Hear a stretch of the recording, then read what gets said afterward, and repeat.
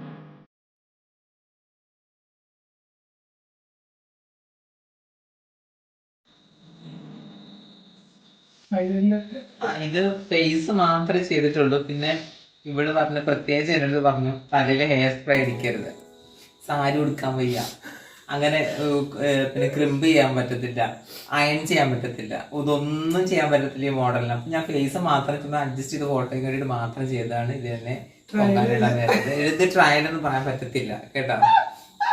ബാക്കിയൊക്കെ കമന്റ് ബോക്സിൽ കൊടുത്തു.